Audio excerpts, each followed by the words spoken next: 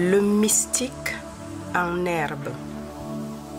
Nous sommes tous dans une certaine mesure entourés d'amour humain, d'attention, de considération et de ressources. Mais tant que nous n'y pensons pas consciemment, peut-être n'apprécions-nous pas pleinement l'abondance de biens humains dont nous jouissons.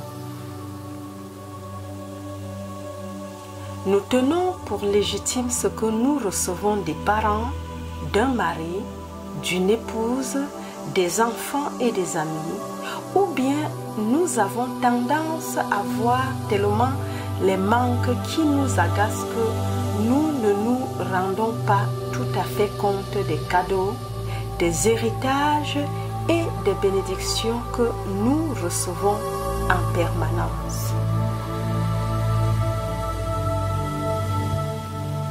Cela est amené à l'attention du chercheur à un moment ou à un autre de son voyage spirituel. C'est souvent quand ces ressources humaines le lâchent qu'apparaît le mystique en herbe, parce qu'il doit maintenant tourner son attention vers les ressources spirituelles, vers le royaume au-dedans de lui. Il y a ceux qui, sous la tension d'une période d'épreuve, s'effondrent et sont perdus pour cette vie en tout cas. D'autres peuvent traverser une période d'épreuves humaines et de pénurie matérielle et passer de la dépendance vis-à-vis de l'extérieur à celle du royaume intérieur de la conscience. C'est en ces derniers que ce quelque chose au-dedans a été éveillé. Ce sont les mystiques en herbe qui savent qu'ils suspendent la terre sur le néant et que celui qui est en eux est plus grand que celui qui est dans le monde. Ce sont les quelques-uns qui parviennent finalement à la réalisation que j'ai une nourriture que le monde ne connaît pas. Avec cette compréhension, la transition de l'homme de la terre à cet homme qui a son être en Christ commence à se produire. L'homme naturel ne reçoit pas les choses de l'Esprit de Dieu.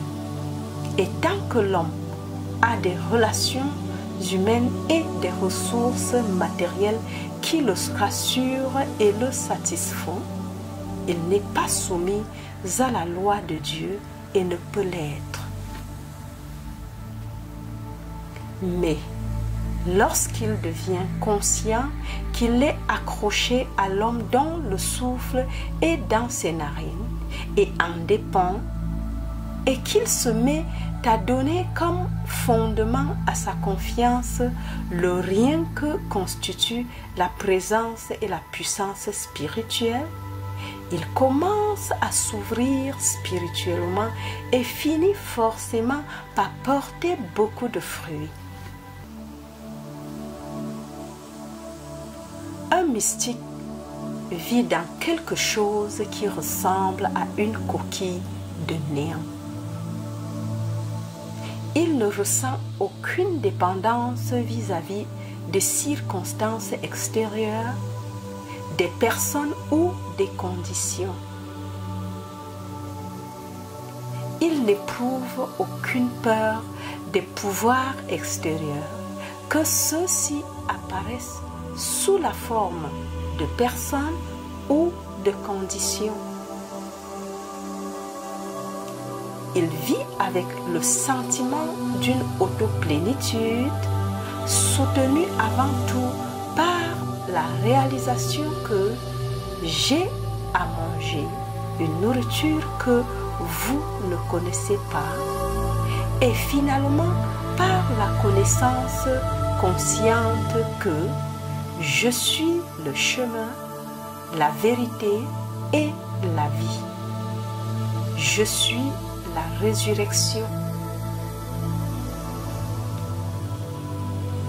Le mystique, une fois parvenu à la grâce spirituelle, se trouve aussi bien pourvu sur le plan matériel et mental que spirituel et a par conséquent 12 paniers pleins à partager.